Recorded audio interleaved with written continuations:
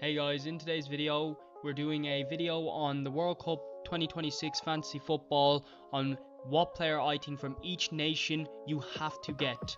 So if you have to get someone from these nations, these are the players I'd recommend. Now for some of these, there'll be players that you might not have even considered and might call me crazy for saying they're the best picks. For some other ones, they'll be obvious enough. We're only doing the big nations in today's video. If you do enjoy this video and want me to do the smaller nations, which would be a lot more interesting in my opinion, please consider leaving a like and maybe commenting that you want that. So anyways, we'll get into this. So for the first country we're going to do Argentina.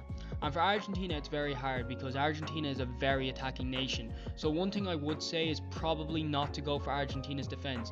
One thing I will say is I've actually gone for Emi Martinez in goal from Argentina, and I don't have an Argentina attacker. So it's a bit hypocritical of me to say. And Emi Martinez I would rate to get because there's not many good goalie options. He performs. Argentina aren't terrible defensively, don't get me wrong. They do get a few clean sheets. They've got a great group stage. So I don't mind the pick of Emi Martinez. But in my opinion, the best pick who will get the most points this FPL season or this Fantasy World Cup season is Julian Alvarez. Now, you might be screaming at me Messi, and that's fair enough. But the problem with Messi is a lot of the things are up in the air. One, we don't know how much rotation he'll be. I don't assume he'll be rotated too much, but I don't assume he'll be a guaranteed full 90 every game. We just don't know. He's been playing at Inter Miami brilliantly, but it's Inter Miami, so that's a problem. So Julian Alvarez for me, he's great. He's been playing great. He's probably going to Barcelona, so he's probably going to be motivated to try prove himself. He's kind of decent under pressure compared to Lautaro Martinez, who you may be wondering, who also is a great player, much more experienced than Julian Alvarez, but didn't perform great at the last World Cup and is not very good under pressure. I also have a thing against players who play in Italy. It just seems that they don't perform outside of Italy, probably because it's a slower league. Now that might be a hot take, but I've just noticed that. Maybe I'm wrong, maybe I'm not even thinking that in general, but anyways, we'll get on to the next pick. So I know right now it's seeming obvious because my next pick is Brazil and it's Vinicius Jr. And this is dead obvious why I'm going for him. But honestly, I've thought of Brazil's players, and the only other shout that I would actually rate is Bruno Guimaraes, believe me or not. So Bruno Guimaraes has actually scored a shocking amount of goals for Brazil recently, goal contributions. He's pretty much guaranteed a full 90. He can take penalties. I mean, I don't think he is on penalties. He's not on penalties, actually. So I've ignored that, what I just said, but he can take them. But he also, there is, not really, but there is defensive contributions in Fantasy World Cup 2026. It's not the same as Fantasy Premier League, but there is. So he could get some bonus points for that because he's he's a midfielder, so he can get them. He is capable. And he was in great form for Newcastle. Goals contributions wise, he got a lot of goal contributions for Newcastle. I forget the exact number, but I think it was around 18 in like 32 games, which is crazy. So he's actually a decent shout. But Vinny is in great form for Brazil. He always is, to be honest. And although he's up and down in Real Madrid, and I think he's very overrated, honestly, a lot of Brazil isn't guaranteed 90. Igor Thiago isn't guaranteed full 90 in striker at Brazil when you've got Endrick. You've got Rafinha, who I actually do rate a lot, and I rate more than Vinicius. But it's actually crazy because I considered getting Rafinha, but I've looked at Rafinha's stats for Brazil. The man never contributes to Brazil's goals. He rarely does. Vinicius is much more likely to. And I don't know what it is, what this phenomenon is, but Rafinha just doesn't get it. So look, I may be wrong, and I would love to see Rafinha do better than Vinicius, but I have to say Vinicius, he just shows the record for it. I also don't know who's on penalties. I'm pretty sure it is Rafinha, but it might be Vinicius. But yeah, Vinicius is the most guaranteed attacker. Brazil's defense is nothing to write home about. Gabriel might get a goal or two. People are saying that, but I don't know. I don't really know. I don't think so. He's also definitely not cheap either for a defender, and I don't think Brazil's defense is as good as most people think. Brazil also, in my opinion, are a kind of overrated nation. I want them to do good, but I don't know how good they'll actually do this World Cup. And I won't even get into Neymar. This again might be a hot take, but I think Neymar's only in the Brazil squad as a PR stunt. I don't know how well he'll do. I'd love to see him do well again, but I don't know how much of that was just Ancelotti trying to not get any hate. So anyways, next for France, you may have been thinking I was going to say Mbappe. and I have Mbappe on my fantasy team, but that might be changing very soon. We've got Michael Elise. The man is in insane form for Bayern. Insane form for Bayern. I'm not even joking. If you haven't checked the Bundesliga stats, this guy's top assister and close to top scorer, only behind a few Bayern players like Kane. And then you've got the fact that he just scored a hat-trick for France. He's also the closest to a guaranteed 90, bar Mbappe, in the attack.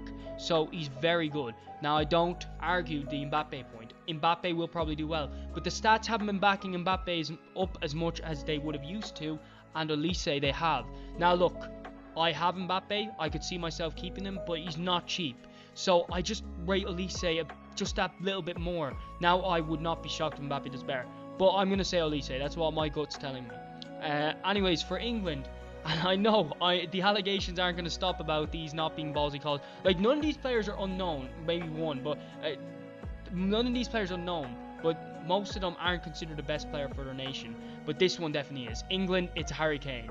And he's just crazy. You're just trying to be different if you don't think Kane's the best player for England right now. I think if you're going for anyone from England, England are particularly good at attacking, and Kane is that guy. He's just that guy. I don't even need to talk about it. If you're not going for Kane, I don't know what you're doing. In my opinion, he's a must-have in your squad. He was the first guy I picked when I was making my squad. So Kane, I might be overrating him a bit, but I really rate Kane. I really think he's amazing. For Spain, it's Lamine Yamal, and really it just feels like I have to. Again, with Spain, you don't have a guaranteed full 90 Spain attacker, or even guaranteed 70 that's that good. I've heard a lot of people talk about Nico Williams, and I do think that's actually a decent shout. But it's not as good a shout as Yamal, and he definitely won't get more points than Yamal, in my opinion. Yamal is just crazy good, and unfortunately you've got good players in the midfield, but they don't have good attacking returns as well as defensive returns, like Pedri and stuff like that. There's some defenders like Loriente who could do well, but I don't know how guaranteed he is. So really, it just has to be Yamal. Spain's one of those teams that all the players are kind of good and it's kind of balanced. I could see Oyarzabal scoring. I'm sorry if I butchered that name, but or I could see Rodri scoring, or I could see Yamal. But Yamal is great for assists, and most likely Yamal will get the most goal contributions. For Germany, this is actually a bit more of a ballsy call. It's Joshua Kimmich. A lot of you might be saying Florian Wirtz or Musiala, and I completely understand those picks. For just side note, if you were asking me who do I prefer out of those two, it's Musiala.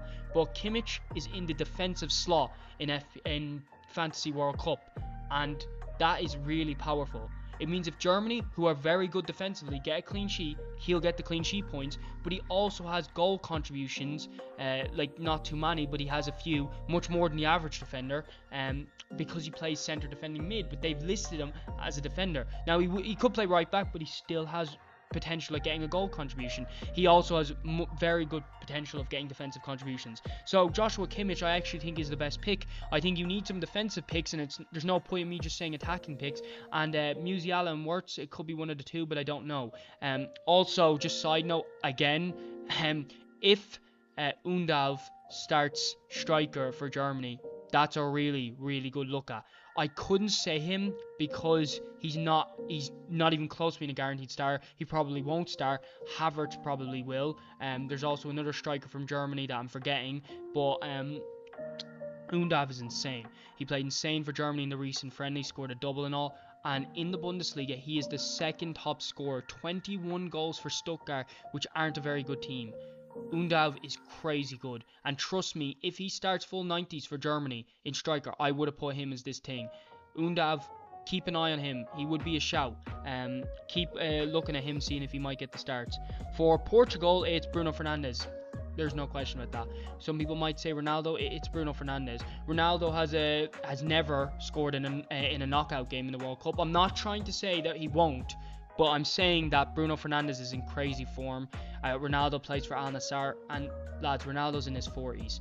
I don't mind the pick. I think he's a bit overpriced as well. He's at like 10 mil when this guy's 40 in Al Nassr, and we all hate to say it, but he's not the same player. Like, it's Bruno Fernandes. That's pretty simple in my eyes. I don't see many competitors for him. Maybe João Cancelo is okay, but it's not even close. It's not even close to Bruno Fernandes.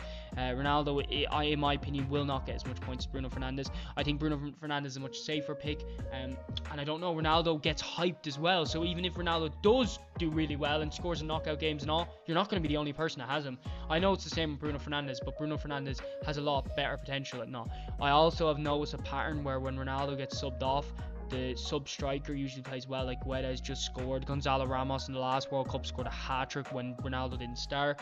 So I don't know about Ronaldo. I'm not going to throw any shade there, but I'm just saying I prefer Bruno Fernandes.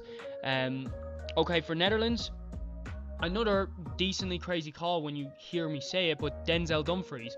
People might be saying an attacker or something like that. Just keep in mind that attacker's got to be insane, because Netherlands are another great defensive team, and he'll definitely get some clean sheets, which is a guaranteed 4 points. Plus, he has goal contributions. He gets goal contributions. I don't even know if Netherlands play with right back, so he might be playing right mid, but even if he's playing right back, he gets a decent amount of goal contributions, and Netherlands are particularly good at defending. I actually rate Verbruggen because he's cheap, and again, they're very good defensively, and you need goalie picks, but I can't say a goalie is the top pick. And the only other one that really catches my eye is actually Donyell Malen. This guy is insane. Man, if you look at his stats for Roma, he has been unreal. You might be laughing at me right now, but this guy is actually insane. And if he's a guaranteed starter at Netherlands, which I don't think he is, but if he did, another one to keep out for him and Undav.